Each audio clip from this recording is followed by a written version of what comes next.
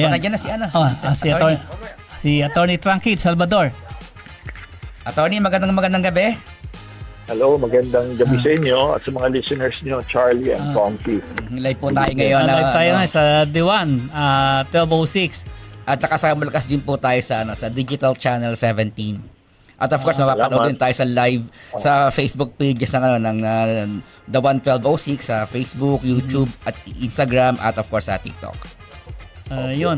Yung nga, attorney, no, yung nabanggit namin kanina, yung CA to, 'di ba, na nagsabi na Court of Appeal. Court of Appeals, no, na daw, yung ni-reverse daw yung acquittal, pero sabi naman ng iba, hindi naman. Hindi. Liwanagin. Pwede natin liwanagin yan. Yung, di ba sinabi, ang acquittal ay ni-reverse. Okay, yun ang lumabas sa dyaryo. Okay, paliwanag natin ang konsepto muna ng acquittal. Kasi kaya medyo magulo, kasi iba-ibang konsepto nagbabanggaan eh. Ang acquittal, ibig sabihin yan, ay wala kang sala. Okay? Ibig sabihin, malaya ka, free ka, sa tingin nila, sa tingin ng hukuman, wala kang pagkakasala. Ngayon, ano ba epekto ng isang acquittal? Ang general rule, pag sinabing acquittal, ano yun? Hindi na pwedeng buhayin pa. Tapos na. Final and executory yan. Nakita nyo, yan, kaya ini-insist ng tapos na yan. Pero that is the general rule. So kahit sa eskwela, itinuturo yan. Pag acquittal, hindi mo na pwedeng i-MR, hindi mo na rin pwedeng i-appeal, hindi ina-apila ang acquittal. Ang tanong, ano nangyari sa kaso ito? Paliliwanag ko sa inyo. Kasi ang acquittal ay pwedeng questionin sa isang pagkakataon. At ito po ay kinikilala ng ating jurisprudence. Ano po yun? Sa pagpa-file ng petition for certiorari.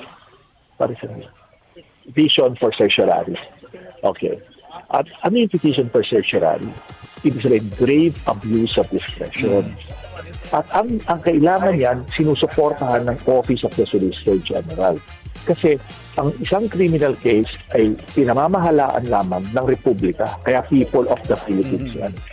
Ibig sabihin, sinasabi dito ng Soljan, mali, hindi dapat inakwit yan dahil may grave abuse of discretion. Ngayon, pumunta tayo. Ano yung naging batayan o argumento ng Solicitor General na kinatigan ng ating Court of Appeals para i-reverse o sabihin may grave abuse of discretion? Kasi ang naging batayan para i-acquit siya yung recantation ng Bureau of Corrections na si Ragos, di ba? Officer si Ragos. Sinabi dito ng Court of Appeals, sandali lamang. Okay, yung pag-acquit ng RTC, sabi niya, hindi binigay yung detalye, dahilan, kung bakit walang silbi yung testimonya ni Ragos. Kung bakit yun ay nag-lead sa acquittal. Sinabi lang na natakot, tinakot siya, kaya gano'n.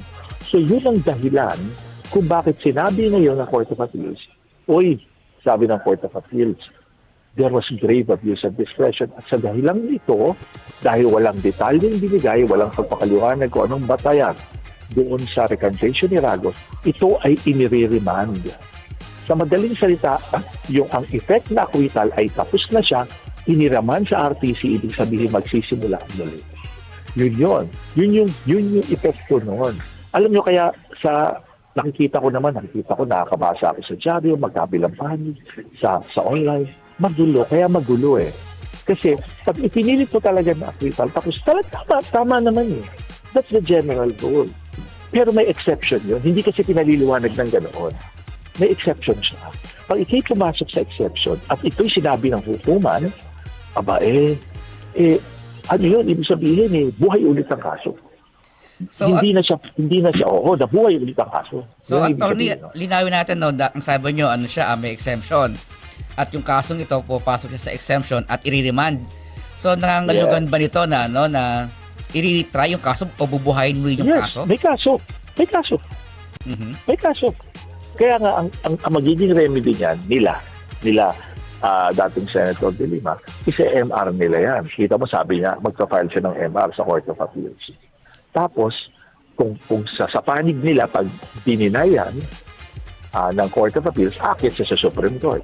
So, Siyang aakyat. Sasabihin niya, mali ang Court of Appeals. So, Ganun yun. attorney, hindi mag-a-apply dito yung principle of double jeopardy. Ayan. Alam mo, ang acquittal, nakakabit ang double jeopardy. Sa acquittal, conviction, ibig sabihin, ginawa ka, nakita ka ng may sala, doon sa krimeng ginawa mo. Di ba?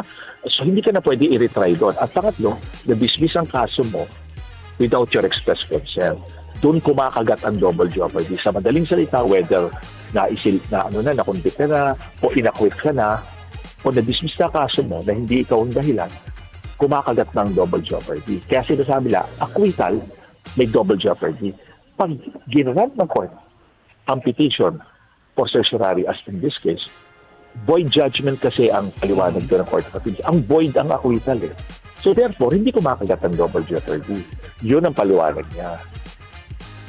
So, usapin naman ng attorney Salvador, yung liberty naman ngayon ni attorney ni dating Senator Laila de Lima, 'di ba? Ang kaso niyan non-bailable 'yan eh. Pero na-acquit siya, so nakalaya siya. Ngayon nabuhay yung kaso.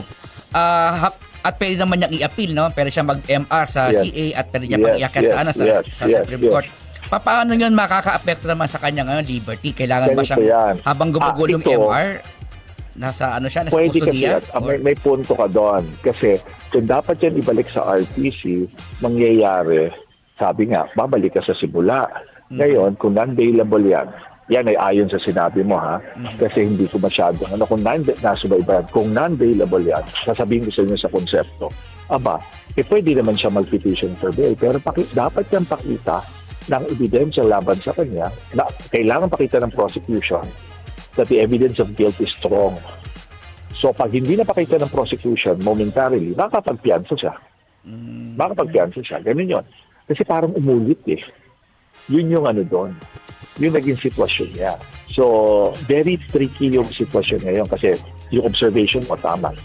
Kung yan ay non-bailable, ina-assume, okay, non-bailable yan. Pag non-bailable, hindi yan matter of right. Nakalagay yan sa Criminal Procedure, Rule 140. Ibig sabihin yan, kailangan duty ng prosecution na pakita yung evidence of guilt is strong. Pag nakita ang evidence of guilt is strong, hindi makakapiansa. Ganun. Kaya medyo very tricky ang sitwasyon niya ngayon. 7 years yata nakulong si dating Senator de Lima, di ba? Tricky talaga dahil paano patutunayan ng prosecution na there is a strong evidence and acquit nga siya eh. Ayan, yan ang gagamitin niya so far. Sasabihin niya. Kasi nga, wag tayo wag tayo malito. Kasi pag diniklara yan, yung acquittal ay void, wala acquittal. Kaya ibig sabihin, wala acquittal. Wala double jeopardy. So pwedeng dinggin yung demanda niya. Naka mo? So parang wala acquittal, no? Oo. Parang wala nangyari. Kaya alam mo kaya siya napakahirap pag-usapan. Kasi nagbubungguan ng mga konsepto eh. Nakita mo?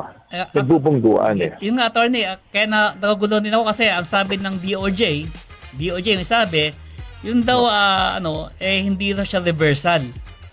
Yung, desisyon ng CA. Desisyon ng CA, hindi reversal. Pero itong si Solgen, di ba, iba yung positioning niya. Hindi. Ang titingnan nyo dyan yung prayer lamang ng Court of Appeals. Alam mo kasi baka nag-uusapan nyo dyan, mga argumento lang eh. Okay? Argumento. Ang posisyon, dapat tingnan niyo dyan, ito kasi hindi rin kayo matatapos sa pag-argue pag hindi niyo tinignan ang desisyon. Kasi sa aking, meron akong ito, nabasa. Di ba si Justice Bata nang niyan, di ba? Si Justice Bata nang nag-decision niya, no? Ayan. Babasahin ko sa inyo yung The petition for certiorari is hereby granted. The decision, 12 May 2023, and the order, 6 July 2023, issued by the RTC, Branch 204, in-indicate ang criminal case number, are declared null and void. Okay? So, ang babalikan mo lang doon, ano ba ang decision? Acquittal, null and void. Ayan sinabi, we remand the case to the RTC. Okay? For it to decide the case in accordance with the rules. Kaya siya kasi ang titingnan nyo lang, ano ba yung petition? Ano ba yung ginawa? Inustro nyo acquittal. Ganun yun. Ngayon, syempre, ang siyempre natural ang kakapitan ng isang grupo. Acquitted, tapos na. Yung kakapitan ng iba, reversal. Alam mo, reversal. Ang hintay na lang natin, pinakamaganda dyan, na at least napaliwanag ko na sa inyo ang konsepto. Ano ba yung acquittal? Generally, ano siya, final and executory siya, di ba? Final executory, ibig sabihin, hindi ka na pwede madimanda muli sa kaso Same niyo. kaso. Okay? Pero, ang isang remedyo sa acquittal, isa lamang, exception yan, ay petition for certiorari with the consent ng Solicitor General. Yun para maliwanag. Yan, walang duda yan. Kasi yan ang established rule and jurisprudence. Ngayon, siyempre, yung actual na facts na yan, yung pag-usapan. Pero, yung acquittal, dapat tapos na yan. The only way to question it is a petition for certiorari with the consent of the Office of the Solicitor General. Na pinagbigyan naman ng CA. Na pinagbigyan ng CA. Yun, wala tayong pagtatalo. Okay? Yun ang rule.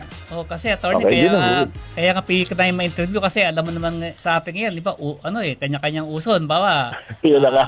Alam, nung nakita ko talaga. nakaraan, di ba, nung eleksyon, lahat naging political analyst sa SOCMED. Yes.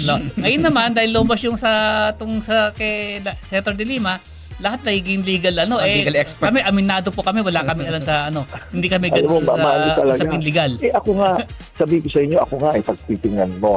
Ako, siyempre, hanapin ko muna. Mga news.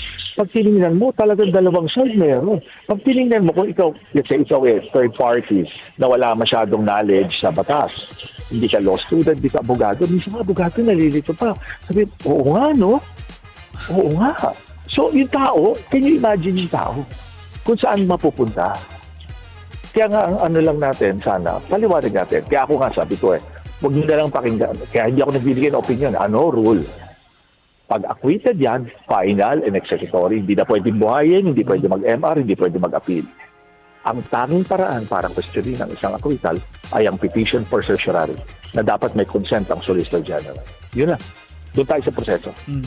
Okay, ngayon, ginrad ba yung petition na yun? Ginrad.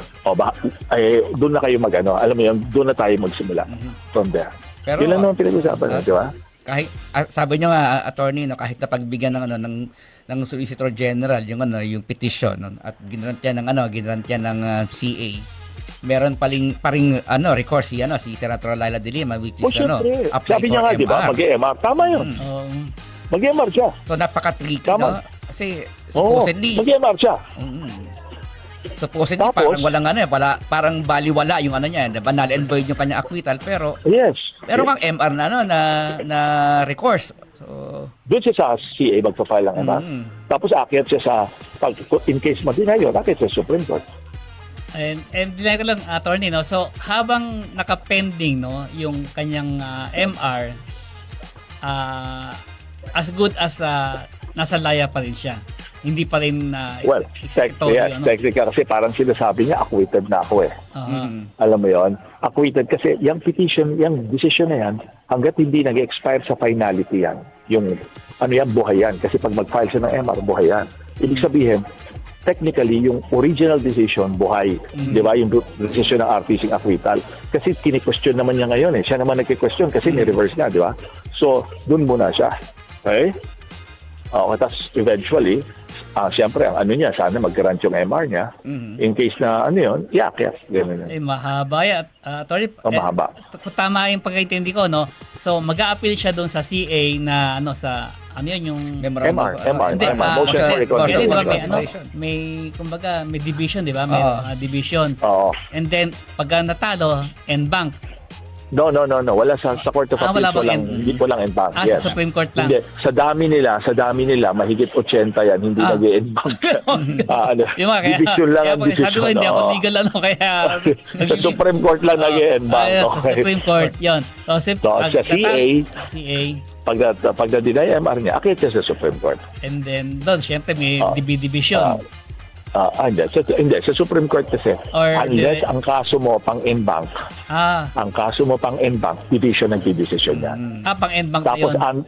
yes, ganito yan. Pag sa Supreme Court, umakyat ka, regular case, hindi yan constitutionality, hindi public interest yan, kasi meron rin mga bagay lang na inaakyat ang bank . So, pag division ng division yan, tapos, unless gagamitin mo yung rules ng Supreme Court dun sa from the division to unbank, which is very rare. Mhm. Attorney, meron na ba tayong meron na ba tayong president na ganito na yung acquittal ni-reverse Madami. ni-reverse Madami. Marami. Mhm. Yung acquittal, marami tinuturo namin yan. na Tinuturo, i-reverse yes, matagal, yan. This is not new. Ay, okay. This is not new. Sa libro, hindi naman po, no? It's also written in my book. Nandyan yan. Dinidiscuss yan sa mga klase, sa schools. Baka lang iba, nakalimutan na, hindi na naalala. So hindi unique na kaso itong kay Senator De Lima, yung hindi ito unang pagkakataon na nag-grant ng petition for certiorari. Hindi. Mhm. Kaya masarap talaga. Okay, binanggit rin yan sa kaso ng Mamerto, Austria. Hello? Okay. Yung sabi ko, kaya masarap talaga meron tayong kausap ng legal expert para paliwanag to. Kasi sa SOCMED, dalabasi ko legal expert yun lahat ng paliwanag. Hello, ano yun? Talaga. Pinaghiwalay pa nga yung yung meron daw Ano? yung opinion portion o yung narrative tsaka yung dispositive portion. So, Ay, magkahiwalay nako. daw. Hindi Alam mo, naman kaya daw nga binasa ko lang sa inyo yung dispositive kasi yun yung talagang, yun lang i-implement. Kasi yung mga nasa body, pag hindi ka rin sanay magbasa ng desisyon, yung iba doon argument lang. The petition argues. The respondent argues. Hindi yun ang decision pa. Importante yung Lako mo, argumento lamang. Okay, sige. Sana yung nakatulong ako sa inyo. Malaking bagay ito, Tony. Maraming salamat po sa inyo na pagbigyan nyo kami dito sa Tambayan. At sana napaliwanagan natin ang ating mga katambay sa sa pangyayari ito na napaka sa atin to, bago sa ating ating karanasan. Marami na palang ganit mong kaso pero parang sa pagkaraniwang gaya namin akala namin bago to. Kaya hindi naman sa pangkaraniwang na pag-acquittal tapos na, pero ang sinasabi ko talaga hindi lang ito ang pagkakataon na nag-grant ng petition for certiorari ang acquittal. Marami, pag nag-research kayo, marami kayo makikita ang kaso. Mga law student, kung may kakalala kayo, pa-research, makakita sila. Sa libro ko, may sinayta ko niyan. Ganun yun. This is not something na parang siya lang ang naapektuhan. Ibig sabihin, may pagkakataon na rin in the past na nag-grant ang court ng petition for certiorari questioning an acquittal. Kasi yan lamang ang tanging paraan para questioning acquittal. Grave abuse of discretion. Maraming salamat po, Attorney. Sana sunod na invite ko ulit namin kasi ito, alam ko dito, ka rito dahil kasi mag-uumpis na po yung impeachment at yung ICC. Dito. Susunod. Ka rito. Maraming salamat po, Attorney. Attorney Franklin Salvador. Magandang gabi Ingat po. po. Bye-bye. God bless. Bye-bye.